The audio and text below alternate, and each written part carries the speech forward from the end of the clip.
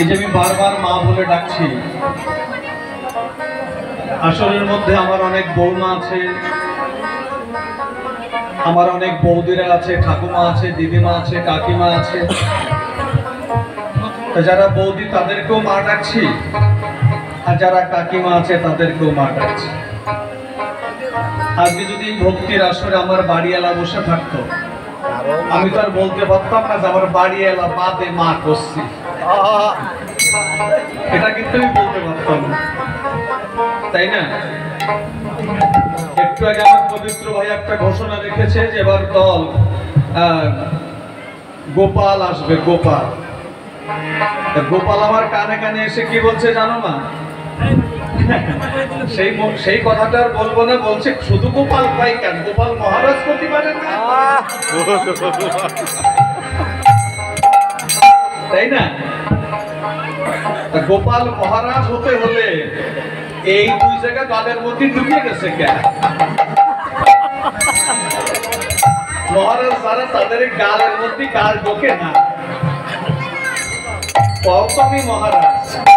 আমি আবার বললাম কি, তুমি মহারাজ না, তুমি নাড়ু গোপাল। তুমি কাপড়ে করে বসে থাকলেও যেমন দেখা যায়, ও কাপড় ছাড়া বসে থাকলেও তেমন দেখা যায়। তা যাই হোক মামা, একটা গান গাই ছোট করে। ছোট হবেন না, বড় হবেন না, ক্ষতি পারেনি। একটা ধ্বনি দেই, ধ্বনি দেওয়ার সঙ্গে সঙ্গে ভক্তিমতী মায়ের এবং ভক্তপ্রাণ বাবারা যারা এসেছেন সবাই মিলে জয়ধ্বনি হরিধ্বনি দিয়ে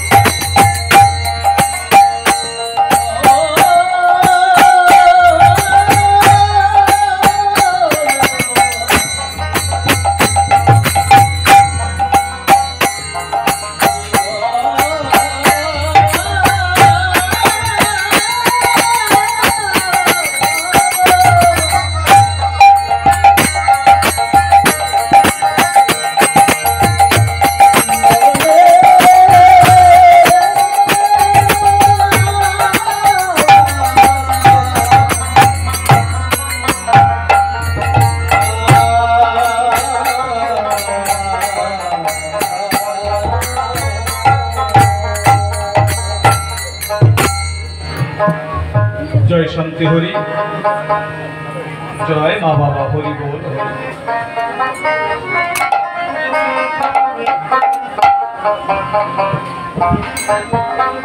সাধু সংঘ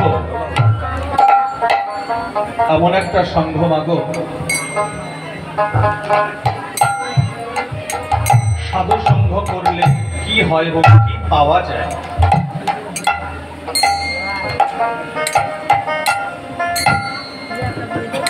তোমরা হাস্য কেন মাগো? মালাটা তো অন্য জায়গায় যায়নি, আসল জায়গায় গেছে। আর যদি তোমরা নিতে পারো নাও, তোমরা আমি দিলে তো দেবা না। ভালো জায়গায় মালা বদল হয়েছে, যে মালা বদল করে এসেছে সেই ছোট্টবেলায়। আর আজকে সাধু সঙ্গের মাঝখানে আমার দাদা আমার বৌদিকে মালা পরিয়ে দিয়েছে। মালা বদল কাকে বলে? আমার স্বামী তার গলার মালা স্ত্রীর গলায় পরিয়ে দেয়, স্ত্রীর গলার মালা তার স্বামীর গলায় পরিয়ে দেয়। উভয় উভয়কে মালা দিয়ে বন্ধন করে রাখে, বেঁধে রাখে। সবাই বাঁধতে পারে না। মানে যে কথা বলছিলাম ওদিকে আর যাবো না। আমার দাদার শ্বশুর বাড়ির ঘটনা একটা, বাংলাদেশ। মালা বদল আমার এক মা করেছিল। ফরিদপুর জেলায় জলির পাড় বলে একটা গ্রাম আছে, সেই গ্রামের জামাই আমার এই দাদা।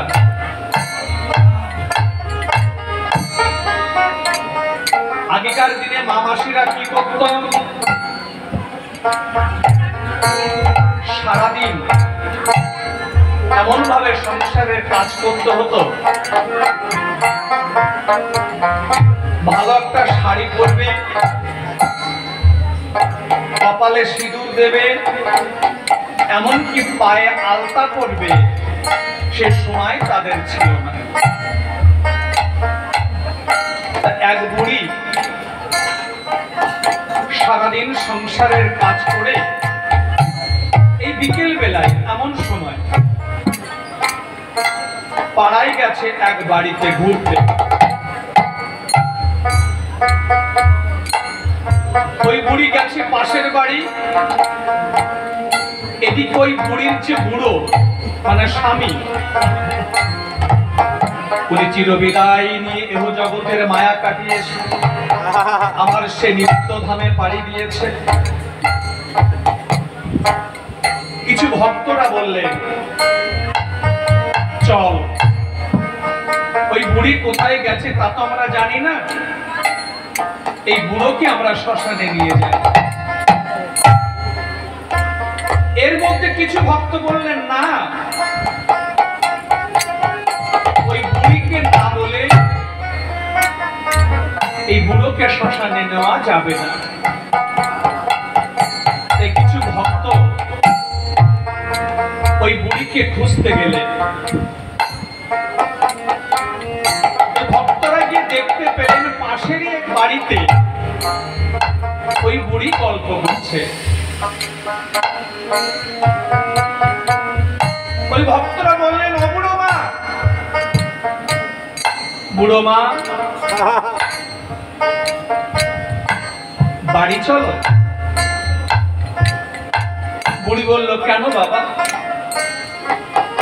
বাড়ি যেতে হবে কেন? বলে, তুমি তো এখানে বসে গল্প করছো, ওদিকে তোমার বুড়ো তোমাকে ফাঁকি দিয়ে চলে গেছে। ওই বুড়ি বলছে, তোরা কি বলছিস? ওরে না, আমার বুড়ো আমাকে ফাঁকি দিয়ে চলে যেতে পারে না।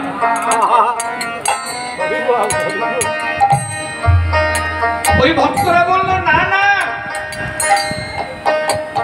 ও বুড়ো মা, সত্যি সত্যি তোমার বুড়ো তোমাকে ফাঁকি দিয়ে চলে গেছে। চলো, বাড়ি চলো, দেখবে ওই বুড়ি একটু ভাববে। ওই বুড়ি বাড়ি এসে দেখতে পায় তার উঠানের মাঝখানে সাদা কাপড় মুড়ি দিয়ে তার স্বামী শুয়ে রয়। ওই বুড়ি কিন্তু তখনও কাঁদেনি, ঘরে গেছে। ঘরে গিয়ে ভালো একটা লাল লাল পাড় সাদা শাড়ি পরেছে, পায়ে আজকে আলতা দিয়েছে, সিঁদুরের কৌটা হাতে নিয়ে আয়নার সামনে দাঁড়িয়ে যখন সিঁদুর করতে গেছে, ওই বুড়ি নিজেকে আর ধরে রাখতে পারে না। দুই চোখের জল ছেড়ে দিয়ে তার মনকে ডেকে বলছে, ওরে পাষাণ মন, যে মানুষটা তোর সিঁথিতে সিঁদুর পরিয়ে দিয়েছিল,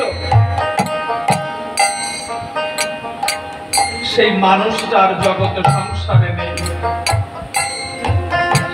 তুই জন্মের মতো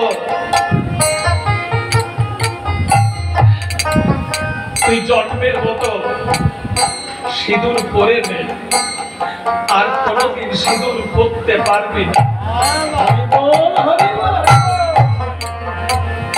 সিঁদুর পরেছে, সিঁদুর পরে যখন ওই বুড়ি দরজার চৌকাঠ এক পা পার হয়েছে, ওই বুড়ি নিজেকে আর ধরে রাখতে পারে না। পাগলের মতো ছুটতে ছুটতে এসে তার স্বামীর বদন থেকে সাদা কাপড়টা সরিয়ে দিয়ে বলছে, ওগো, তুমি তো আমাকে বলেছিলে যে আমি তোকে ছেড়ে কোনোদিন যাব না। তুমি তো আমাকে বলেছিলে তোকে আমি ভাত কাপড়ের কষ্ট কোনোদিন দেব না, কিন্তু কই, আজকে আমাকে ফেলে তুমি চলে গেলে। তুমি তোমার কথা ভুলে গেলে। তবে শোনো, তুমি তোমার কথা ভুলে যেতে পারো, আমিও তোমাকে বলেছিলাম আমি তোমাকে ছেড়ে কোনোদিন যাব না। তুমি একটুখানি দাঁড়াও, আমি আসছি।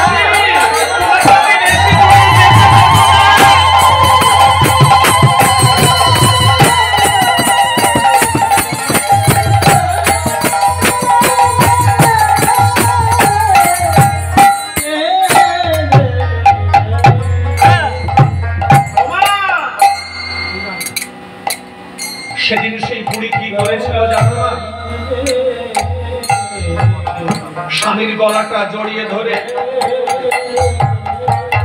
ওই সাদা কাপড় মুড়ি দিয়ে স্বামীর পাশে শুয়ে পড়েছে।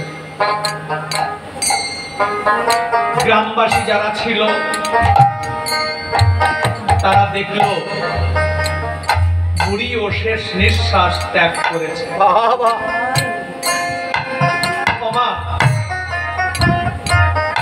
আজকে সাধু সঙ্গের মাঝখানে আমার দাদার যে মালাটা আমার বৌদির গলায় পরিয়ে দিয়েছে, এজন্য মিথ্যা না হয়, দুটো মানুষ জানো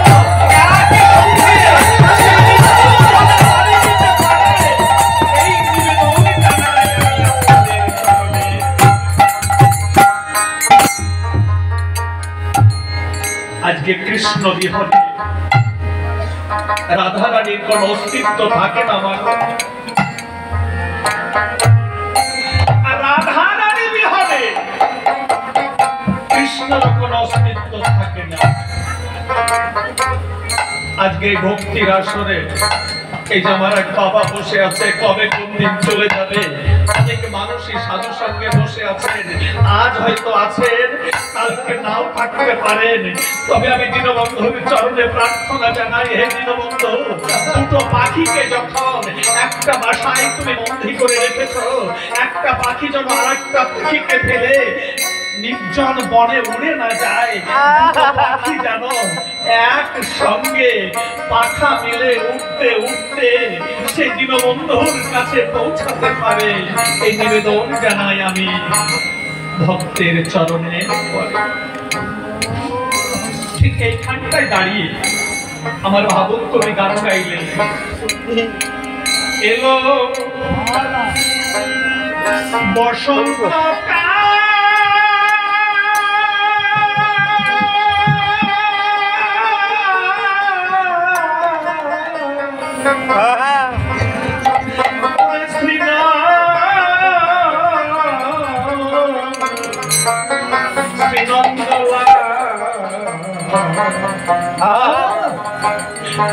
দেশে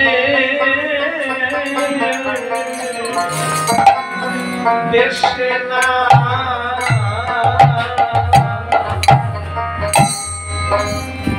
এলো বসন্ত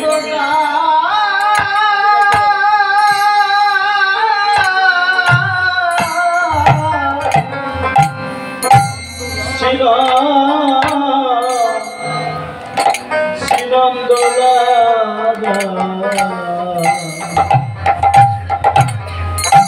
দেশে দেশে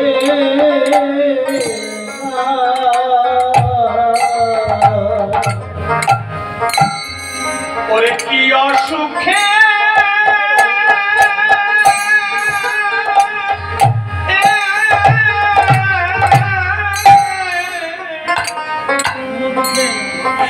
ওরে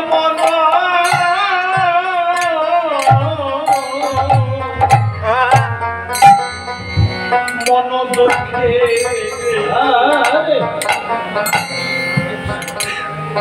কাঁদে সাধে সাধে না